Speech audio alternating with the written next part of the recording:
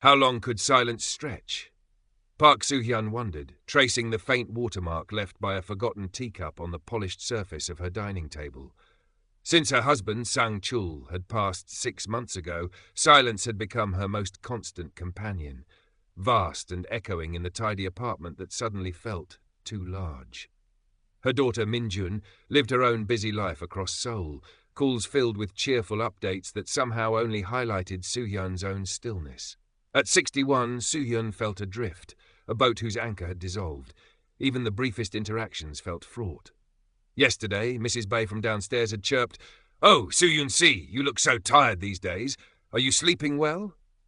The casual remark, likely meant kindly, had lodged itself under Soo-hyun's skin, a tiny splinter festering into self-doubt. Was she visibly fading, becoming one of those frail, lonely widows pitied by neighbours? The thought sent a familiar chill down her spine. It was Min-jun who had gently pushed the leaflet into her hand last week. "Ioma, look, a pottery workshop near Insadong. Remember how you always admired Aunt Mihei's ceramics? Maybe it would be good?" Hesitation warred with a flicker of desperate hope. Pottery, working with earth, shaping something tangible. Could she, Park Soo-hyun, whose hands were accustomed only to dusting Sang-chul's treasured books and preparing endless meals, actually create something? Fear coiled in her stomach, fear of failure, fear of judgment, fear of stepping out of the quiet shadows. But the silence screamed louder. With trembling fingers, she dialed the number. The Dojagi Gongbang Chonjio nestled in a quiet alley, its traditional hanok entrance promising serenity. Inside, however, the air hummed with a low, focused energy that immediately intimidated Soo-hyun. Shelves climbed the walls, laden with pots in various stages, ghostly white bisqueware, earthy terracotta, a few gleaming with vibrant celadon glaze. The scent of damp clay mingled with something sharp, perhaps minerals or kiln smoke. Master Kim Jin-woo, a man whose stern face seemed carved from granite, nodded curtly as she introduced herself, his eyes assessing her with unnerving intensity. The other students, mostly younger, glanced up briefly before returning to their wheels, their movements fluid and confident. Then there was Choi Ji-yeon, younger, perhaps in her late 30s, dressed in stylishly practical workwear. She surveyed Soo-hyun with a smile that didn't quite reach her eyes. "Oh, first time. Soo-hyun-si?" Ji-yeon's voice was light, musical. "It's harder than it looks, you know. Takes some people quite a while to get the hang of it." The emphasis, slight but deliberate, pricked Soo-hyun. She murmured a non-committal reply, feeling clumsy and out of place as she settled awkwardly at an empty wheel. Her first attempt at centering the lump of cold, damp clay was a disaster. It wobbled precariously, resisting her tentative pressure, before slumping to a shapeless mound. Master Kim materialized beside her. "Anio," he stated flatly, his voice devoid of encouragement. "No feel for the clay. Your hands are hesitant. Again." He didn't raise his voice, but the bluntness felt like a physical blow. Ji-yeon from her neighbouring wheel shot her a look that Soo-hyun interpreted as pity mixed with smugness. Heat rushed to Soo-hyun's cheeks. She blinked back sudden tears, focusing fiercely on the muddy mess before her.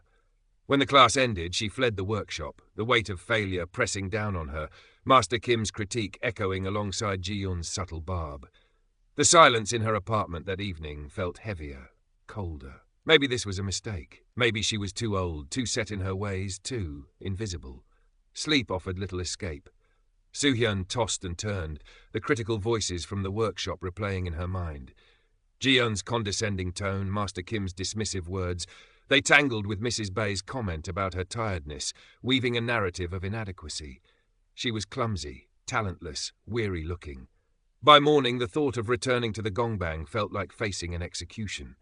She almost called to cancel, her hand hovering over the phone, when it rang. It was her sister-in-law, Hae-jin. "Soo-hyun, are you busy?" Hae-jin's voice, perpetually laced with a hint of disapproval, immediately put Soo-hyun on edge. "I heard from Min-jun you started some pottery class?" The way she said pottery made it sound frivolous, childish. "Really, Soo-hyun, at your age, shouldn't you be focusing on finding a nice senior centre, or maybe visiting Min-jun more?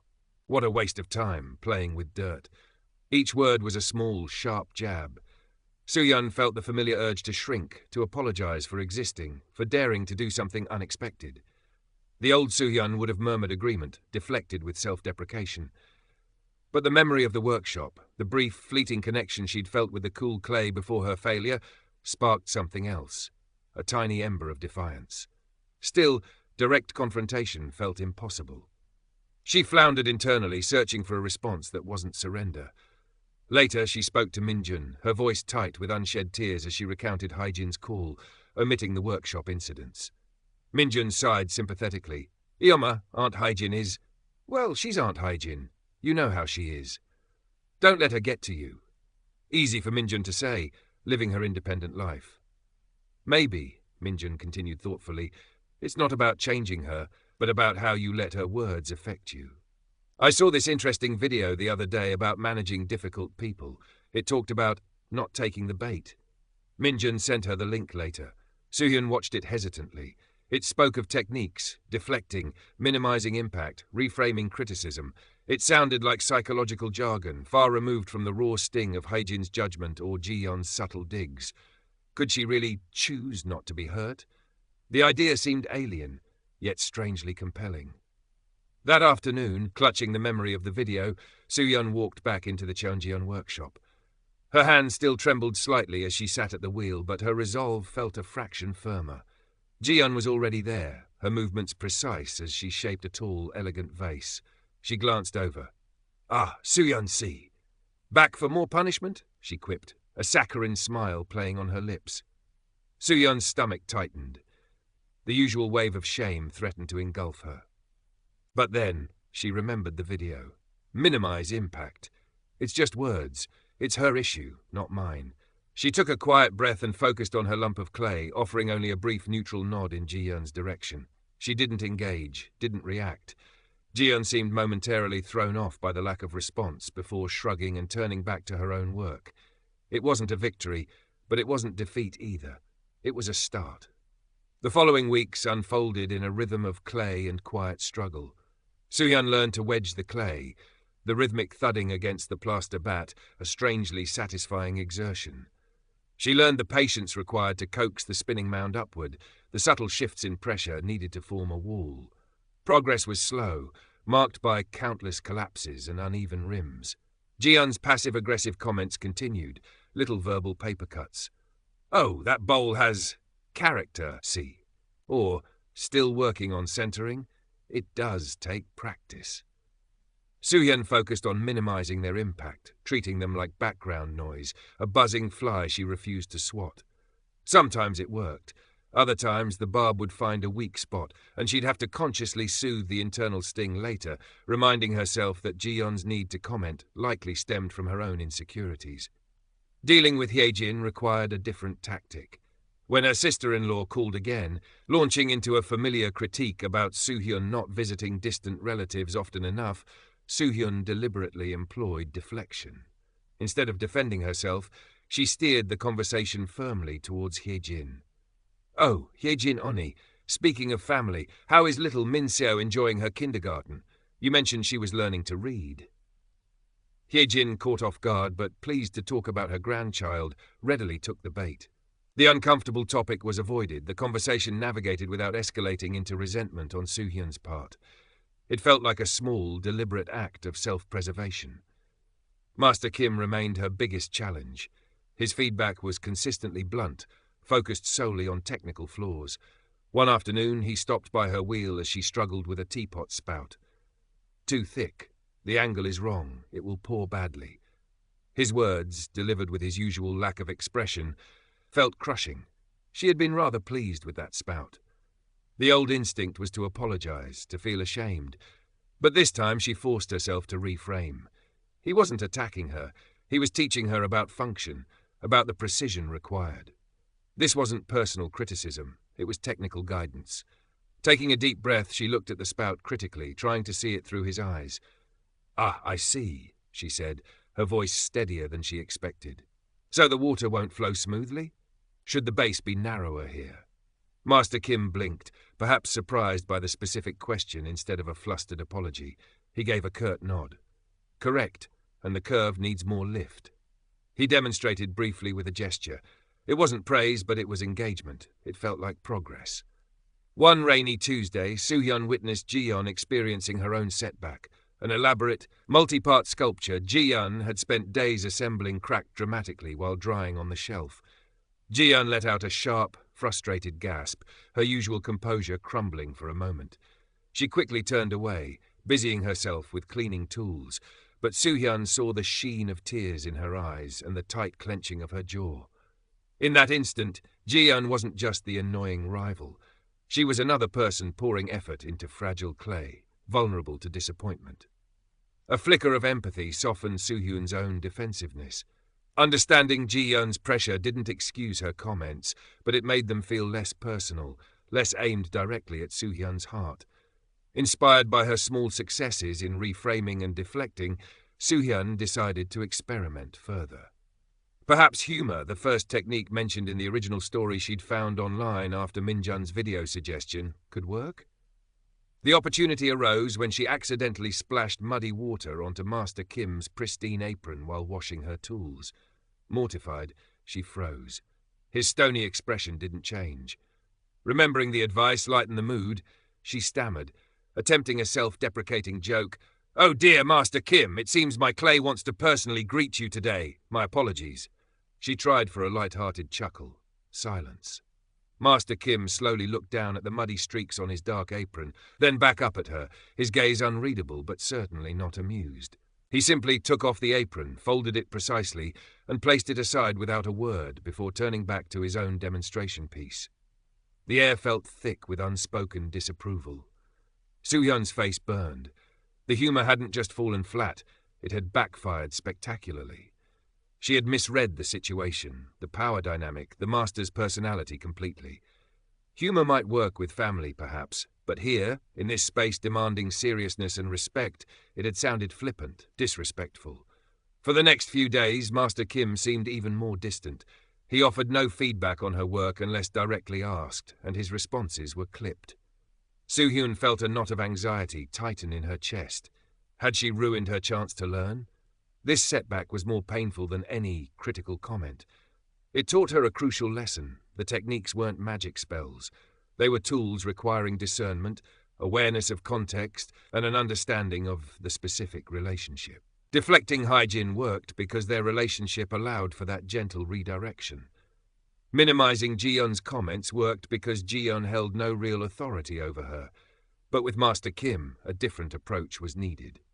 After agonizing over it, Soo-hyun approached him during a quiet moment at the end of class. "Master Kim," she began, bowing slightly, her voice low and sincere. "I apologize for my inappropriate remark the other day when I splashed your apron. It was thoughtless, and I meant no disrespect to you or your teaching. I am truly grateful for the opportunity to learn here." Master Kim looked at her, his expression softening almost imperceptibly. He gave a slow nod. "Clay demands focus, Soo-hyun-si. Seriousness." "Yes, Master Kim, I understand." He picked up a small, simple bowl she had glazed earlier, turning it over in his hands. "The glaze is even," he stated, "consistent." It was the closest thing to praise she had received from him. Relief washed over her, profound and cleansing. She hadn't just learned about clay, she was learning about navigating the delicate, often unspoken rules of human interaction, learning when to deflect, when to reframe, and when to offer a simple, sincere apology. Her pottery began to reflect this internal shift. Her hands grew steadier, more confident. She successfully threw a set of small matching tea bowls, their forms simple but balanced. She experimented with glazes, finding joy in the unpredictable beauty that emerged from the kiln's fire. The process itself became therapeutic, a way to channel her emotions, to find a center within herself just as she centered the clay on the wheel. She still felt the sting of insensitive words sometimes, but it no longer paralyzed her. It was information, feedback, sometimes noise, but it wasn't the definition of her worth. Current part characters, 4,013 total characters, 5,010. The 3-month course neared its end, culminating in a small exhibition for students to display their best work. A low buzz of anticipation filled the workshop. Soo-hyun selected her pieces carefully. The set of Celadon tea bowls, a small, slightly asymmetrical vase with a subtle crackle glaze she found beautiful, and a sturdy serving platter. They weren't technically perfect like Ji-yeon's elaborate creations, but they felt like hers, imbued with her quiet journey. Ji-yeon naturally had claimed a prime display spot for her complex multi-piece sculpture, technically brilliant but, to Soo-yeon's eye, lacking warmth. As they arranged their work, Ji-yeon paused by Soo-yeon's modest display. "Ah, Soo-yeon-si," she murmured, tilting her head. "Your style is very simple, rustic." The familiar edge was there, the faint praise designed to diminish.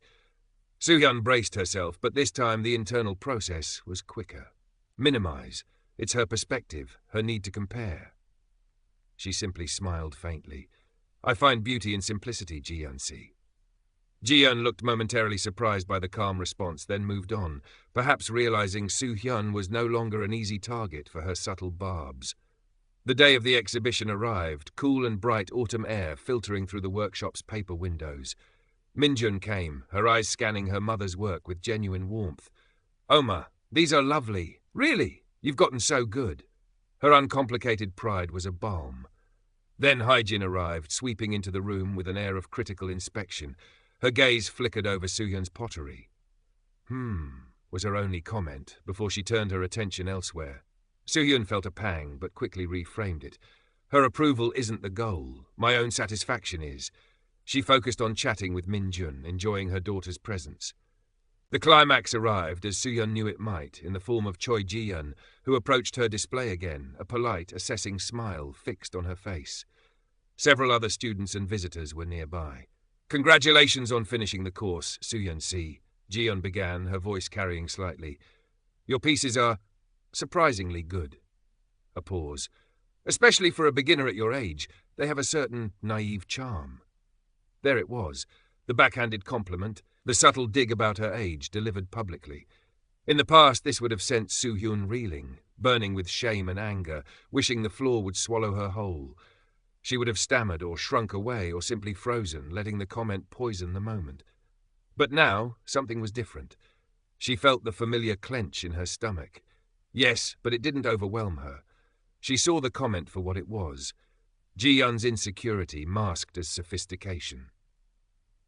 She thought of the clay, how it yielded under pressure but could also hold its form, how firing in the kiln transformed it into something strong, resilient. She had been through her own firing.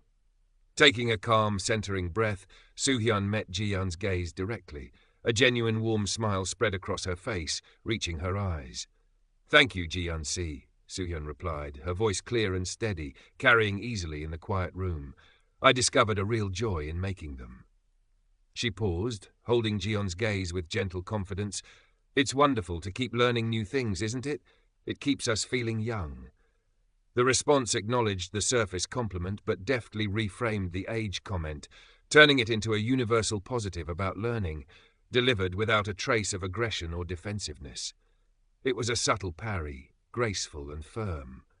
Ji-yeon blinked, her polite smile faltering for a fraction of a second. She hadn't expected such poise. Soo-hyun didn't wait for her to recover. She smoothly redirected the conversation, gesturing towards Ji-yeon's own intricate sculpture nearby. "Your piece is technically very impressive, Ji-yeon-si. The details are quite amazing. It must have taken immense patience." Now it was Ji-yeon who was slightly off balance, forced to accept the genuine, if neutral, compliment. She murmured a thank you, her competitive edge momentarily blunted. The exchange hadn't gone unnoticed. Minjun beamed, her eyes shining with pride. Hyejin, standing nearby, looked frankly astonished at Soo-hyun's composure. From across the room, Soo-hyun caught Master Kim's eye. He wasn't smiling, but there was a distinct, almost imperceptible nod, a flicker of acknowledgement, perhaps even respect. A profound sense of inner accomplishment washed over Soo-hyun, quiet but powerful. It wasn't about winning an argument or putting Ji-yeon in her place. It was about standing her ground, protecting her peace, responding with grace rather than reacting with hurt. She hadn't changed Ji-yeon or Hyejin or even Master Kim fundamentally, but she had changed herself. She had learned to manage the weight of their words, to build an internal buffer, to find her own center. Later, as the visitors thinned out, Soo-hyun had a relaxed, authentic conversation with Minjun.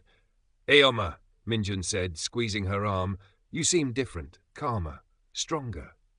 Soo-hyun smiled. I feel different, Minjuna. I feel more like myself. When Haijin made a parting comment about the pottery being a nice little hobby, I suppose, Soo-hyun simply smiled and thanked her for coming, the words sliding off her like water off a glazed surface. She stayed late after everyone had left, helping Master Kim clean the workshop. The familiar scent of clay filled the quiet space. She ran her hand over the smooth, worn wood of her pottery wheel, feeling a sense of belonging, of purpose. She wasn't just Sang-chul's widow or Min-jun's mother anymore. She was Park Soo-hyun, a woman learning, growing, shaping her own life just as she shaped the clay. Master Kim cleared his throat. Intermediate course starts next month, Soo-hyun-si. The forms are more complex. It wasn't quite an invitation, but it wasn't a dismissal either. So-hyun looked up, meeting his gaze squarely. Yes, Master Kim, she said, her voice steady and clear. I'll be here. Her hands, stained with the pale grey of dried clay, rested calmly on the wheel. She was no longer adrift. She was anchored finally to herself. Thinking back, the journey hadn't been about becoming impervious to hurt. That felt impossible, perhaps even undesirable. It was about recognizing the sting for what it was. A momentary reaction, not a permanent truth. It was about understanding that the source of the comment often revealed more about the speaker than the recipient.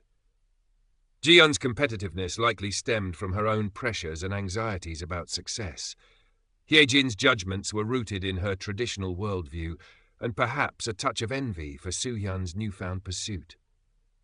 Master Kim's bluntness was part of his dedication to the craft, his way of pushing students towards excellence, however brusquely. Seeing this didn't excuse hurtful behavior, but it did diffuse its power. Empathy, she realized, wasn't about condoning.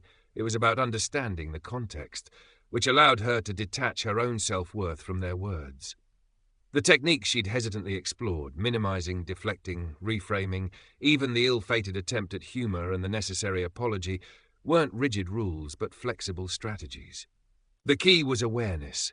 Awareness of her own feelings, awareness of the situation, awareness of the other person's likely state, and awareness of her own goal, which was usually to protect her inner peace and maintain constructive interactions where possible. The pottery itself had been a profound teacher. Clay demanded patience. It couldn't be rushed or forced. It responded to firm but gentle guidance. It remembered every touch, every pressure point. It could collapse under stress, crack if dried too quickly, warp in the fire. But it could also be mended, reshaped, transformed by intense heat into something durable and beautiful. Just like her own spirit, she mused, cleaning the last flecks of clay from the wheel. She had felt like collapsing under the pressure of grief and loneliness, under the weight of others' casual or critical words. She had felt cracked and fragile. But the process of learning, of pushing back gently against negativity, of finding focus in the tactile work of her hands had been like the fire of the kiln, intense, challenging, but ultimately strengthening. She packed her few finished pieces carefully into a reusable cloth bag Min-jun had given her. The Celadon tea bowls felt cool and smooth in her hands, their imperfections, a slight wobble here, a drip of glaze there. No longer sources of shame, but marks of their handmade journey, her journey. She looked around the quiet workshop one last time, the rows of shelves holding silent testament to countless hours of effort, frustration, and occasional triumph. It felt like a sanctuary now, not a place of judgment. She bowed towards Master Kim, who was inspecting a newly glazed vase under the single bare bulb illuminating his corner. He grunted in acknowledgement, a sound she now understood as his version of a respectful farewell. Stepping out into the cool autumn evening, the sole air crisp against her cheeks, Soo-hyun felt a lightness she hadn't experienced in months. The streetlights cast long shadows down the quiet alley. She wasn't rushing home to the silence anymore. She was carrying something precious within her. Not just the pottery in her bag, but a newfound resilience, a quiet confidence forged in earth and fire, and validated not by external praise but by her own internal shift. The path ahead wouldn't always be smooth, she knew. There would be more insensitive comments, more moments of self-doubt. But now she had tools. She had perspective. She had the memory of the clay, yielding yet strong, and the quiet satisfaction of knowing she could shape her own responses, finding peace not in changing the world around her, but in mastering the world within. As she walked towards the bus stop, her phone buzzed. It was a message from Minjun. "Ioma, your pottery is beautiful. Can I bring my friend over for tea soon to use your new bowls? So proud of you." Soo-hyun smiled, a genuine, uncomplicated smile. She typed back, "Of course, dear. Let's plan it soon. Love you." No hesitation, no second-guessing her worthiness to host, just simple acceptance of her daughter's affection and pride. A few weeks later, Soo-hyun was back at the Chonjeon workshop for the intermediate course. The faces were mostly familiar, including Ji-yeon's. Their interactions now held a different quality.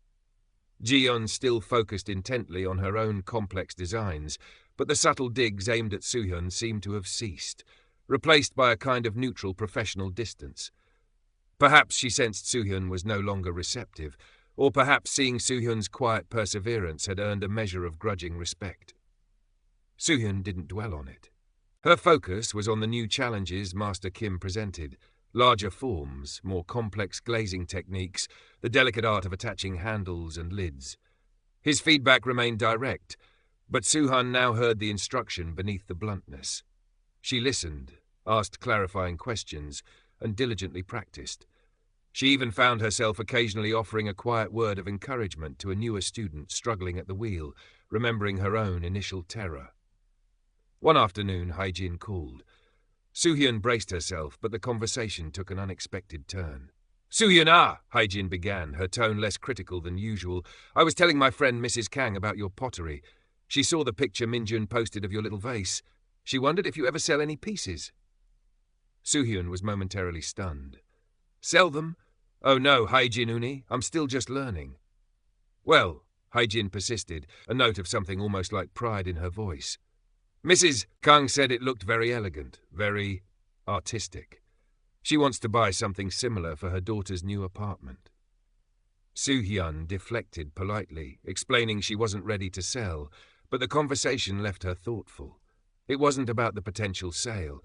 It was the subtle shift in Hae-jin's perception, perhaps triggered by external validation from someone she respected. It reinforced Soo-hyun's understanding that while she couldn't control others' initial judgments, consistently demonstrating her own path and passion could sometimes, slowly, alter those perceptions without direct confrontation. Her greatest satisfaction, however, remained internal. It came during quiet hours at the workshop, the rhythmic hum of the wheel a centering mantra. It came when she opened the kiln after a glaze firing, the heat radiating outwards, revealing the transformed colours. Sometimes unexpected, sometimes exactly as hoped, always a small miracle of chemistry and heat. It came from the growing confidence in her hands, the intuitive understanding of the clay's limits and possibilities. She learned that resilience wasn't about building impenetrable walls,